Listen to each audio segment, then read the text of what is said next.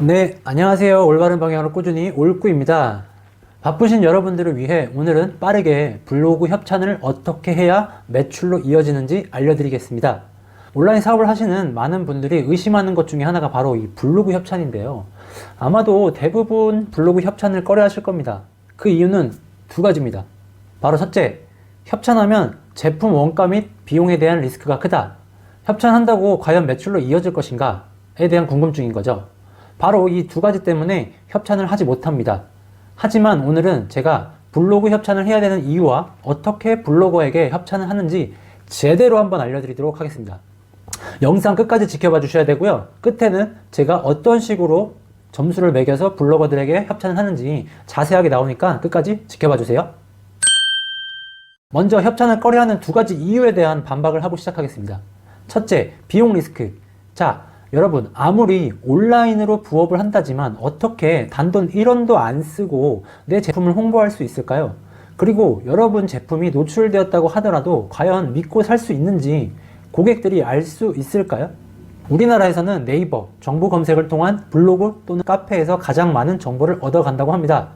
그렇기 때문에 꼭 협찬을 해서 온라인상에 내 제품을 마킹하셔야 매출로 이어질 수가 있는 거죠. 둘째, 블로그 협찬이 과연 매출로 이어질까라는 궁금증입니다. 결론부터 말씀드릴게요. 자, 무조건 매출로 이어집니다. 단, 어떻게? 잘 협찬을 해야 매출로 이어진다는 겁니다. 아마도 대부분 셀러분들이 블로그 협찬해서 효과를 많이 보지 못하셨을 거예요. 우리는 1인 기업입니다. 최소 비용으로 최대 효율을 만들어내야 하기 때문에 어느 정도 손품을 팔아주셔야 합니다. 이 손품 그렇게 오래 걸리지도 않아요. 자, 지금부터 화면을 보면서 어떤 식으로 협찬을 해야 되는지 제가 자세하게 알려드리도록 하겠습니다. 자, 일단 아예 초보자분들도 있으시기 때문에 블로그 협찬이 어떤 건지 제가 한번 보여드리면서 시작을 해볼게요. 자, 예를 들면은 여름이 다가오겠죠? 원래 퇴치기라고 검색했을 때 여기 위에 파워링크 말고 예를 들면 여기 탭에 들어가시면은 여기 보면은 뭐 비비위딕 벌레 퇴치기 사용 후기, 뭐 초음파 퇴치기, 그다음에 또 내려가면은 뭐 1개월간 사용해본 초음파 벌레 퇴치기 후기 이런 것들 있잖아요. 이런 거 들어가서 보면은 판매자가 이런 블로거한테 제품을 협찬을 해주고 여기에 내용을 이제 쓰라고 하는 거예요. 여기 있는 내용은 뭐냐면 실제 사용 후기이기도 하고 상세 페이지에 있는 장점을 나열해 놓은 거죠. 그러니까 내 상품 페이지 외에 제2의 상세 페이지라고 보시면 돼요. 이렇게 해서 쭉 설명을 하고 사진을 찍고 뭐 문자 찍어달라고 하면 찍어주고 해서 이렇게 만들면은 이제 블로거가 업로드를 하죠. 그리고 나서 여기 맨 밑에 제 링크를 달아놓고 이제 본 포스팅은 소정의 원고료를 받고 작성되었습니다.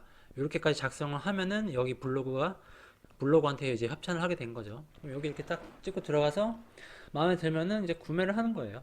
이게 블로그 협찬의 기본입니다. 아시겠나요? 자, 그러면은 블로그 협찬을 어떤 식으로 해야 되느냐? 네이버에 블로그 협찬이라고 떴을 때 뭐 다양한 이제 대행사들이 나오고 무료로 할 수 있는 뭐 카페나 이런 오픈 채팅방도 있기는 해요. 근데 제가 가장 많이 하는 그냥 기본적인 걸로 좀 얘기를 드릴게요. 예를 들면은 뭐 무료로도 할 수 있는, 그러니까 무료라고 하는 건 원가, 제품 원가는 당연히 나가는 거고 거기에 대한 대행 수수료라든가 이런 게 안 나가는 게 이제 무료로 한다는 말이고요. 저는 뭐 조금 빠르게 진행을 하고 싶어서 이제 보통 링블이라는 사이트를 이용을 하는데 예를 들면 여기에 상품을 등록을 해요. 보통 대행 수수료가 5,000원 정도 해요. 뭐 많게 받는 데는 막 만원, 2만원 이렇게 방문자 수 많은 사람은 막 5만원, 10만원 이렇게 받기도 하는데 사실 그건 수치일 뿐이고 사실상 내 제품 그 블로그 포스팅으로 들어온 확률이 방문자 수가 높다고 많이 들어오는 건 아니거든요.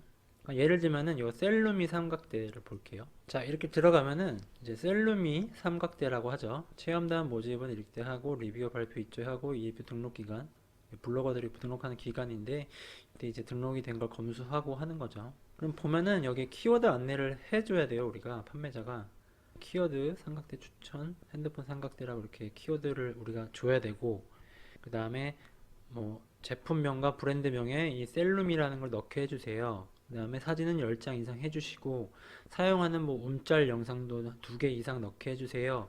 이런 식으로 뭔가 가이드라인을 주셔야 돼요.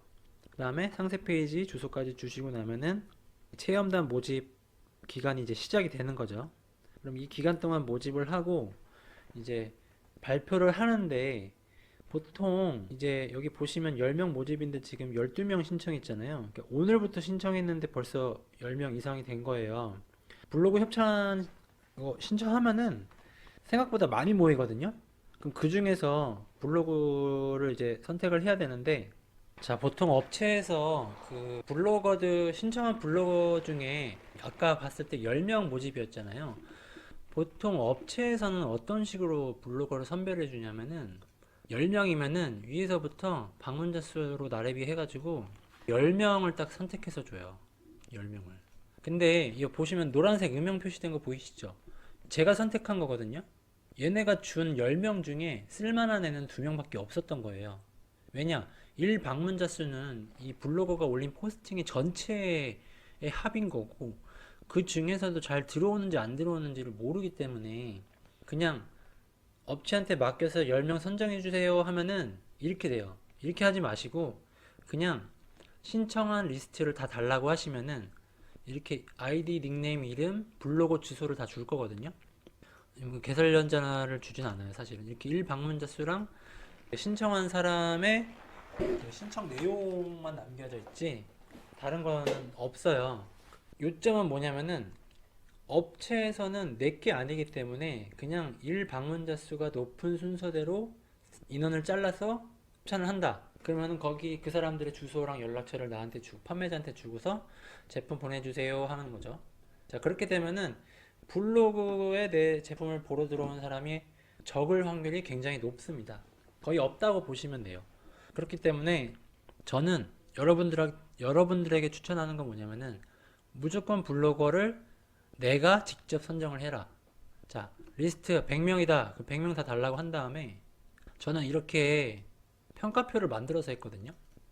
이렇게 평가표를 만들어서 했는데, 자, 먼저 이 1 방문자 수도 내가 직접 체크해보는 게 제일 좋아요. 처음에 개설연도 1 방문자 수, 그 다음에 평균 이웃수, 현재 이웃수, 그 다음에 사진. 저는 여기 5점 만점을 기준으로 이제 점수를 매기고 이쪽에 총점을 매기죠. 그리고 나서 내 개인적인 의견을 넣는 거예요. 이걸 넣어 주셔야 너무 점수에만 연연하지 않고 주관적인 제 개념도 들어갈 수가 있겠죠. 자, 예를 들면 이 블로거를 한번 들어가서 볼게요.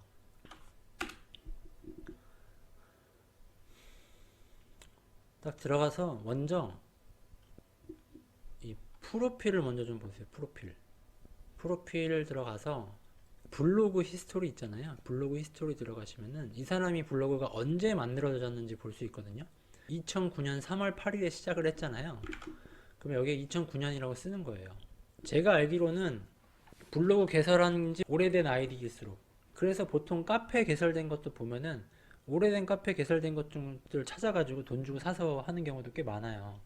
그래서 이거 최적화 상태를 보기 위한 거니까 개설연도 봐주시고, 그 다음에 여기 보면은 1 방문자 수가 있죠. 보통 한 12,000 정도가 되네요.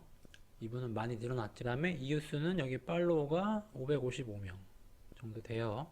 근데 이게 이웃수가 안 나오는 경우도 있어요. 이웃수는 사실 그렇게 중요하진 않은 것 같아요. 이웃수랑 방문자 수는 그렇게 중요하진 않은 것 같아요. 얼마나 성의가 있고 얼마나 내용이 충실한지, 그리고 사진은 잘 찍는지, 그리고 댓글을 봤을 때 이웃들과의 소통력이 있는지 없는지, 그리고 마지막으로 가장 중요한 블로그 지수를 체크하는 건데요.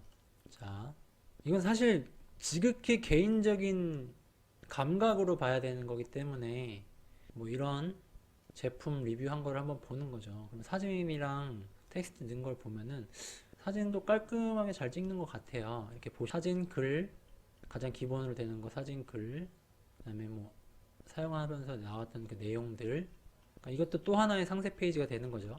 이렇게 영상도 찍어주고 링크 걸어주고 제공받았습니다 이렇게 뜨죠. 그리고 나서 이런 공감이나 댓글을 좀 많이 봐요. 그래서 보통은 댓글이 잘 안 달려있긴 한데 그 중에 댓글이 달려있고 댓글 밑에 소통을 해주는 블로거들이 있어요. 그런 경우에는 여기 소통력이 좋다 라고 점수를 매겨주면 되겠죠. 그래서 이건 사실 뭐 기준이 없어요. 본인이 맞게 점수 상한선도 맞춰서 하시고, 점수 주는 것도 내가 평가원이 돼가지고 하는 거기 때문에 기준은 없으니까 이렇게 주시고, 그 다음에 블로그 지수를 어떻게 보냐면요, 이게 제일 중요하거든요. 이렇게 where is post라고 있어요. 그럼 여기 들어가시면 where is post 블로그 주수 있잖아요. 아까 그 블로그 주수를 검색을 해보세요. 자, 그러면은 가장 최근에 올린 포스팅 위주로 이제 나와요. 자, 그러면은 여기서 제목을 보고 그 포스팅의 주요 키워드를 찾아서 옆에 키워드란에 검색을 하는 거죠. 예를 들면은 아기크림 보습력 좋은 아토팜. 그럼 여기서는 제가 볼 때는 아기크림이 주요 키워드거든요. 그럼 이렇게 검색했을 때 100위권 안에 들어오면은 카운팅이 돼요. 그럼 이거는 굉장히 최적화까지는 아니더라도 어쨌든 블로그 지수가 좋은 거거든요. 여기도 보면은 아기 토퍼, 얘도 많이 들어와 있어요. 그럼 괜찮은 거예요. 근데 여기 이제 그 맛집이나 뭐 그런 거는 볼 필요 없고 이런 제품들 위주로 좀 많이 보시면 좋을 것 같아요. 그 다음에 뭐 기저귀 가리대, 이것도 많이 들어와 있죠. 사실 이분은 블로그 지수가 굉장히 좋아요.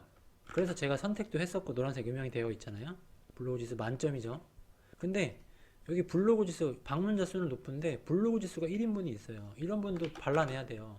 자, 한번 볼게요. 여기는 지금 순위권 안에 다 들어와 있잖아요. 근데 이분 같은 경우는 무선 충전기 이렇게 X가 떠요. X 뜨고 또 뭐냐 이런 거 빼고, 이분은 먹는 걸 좀 많이 했네.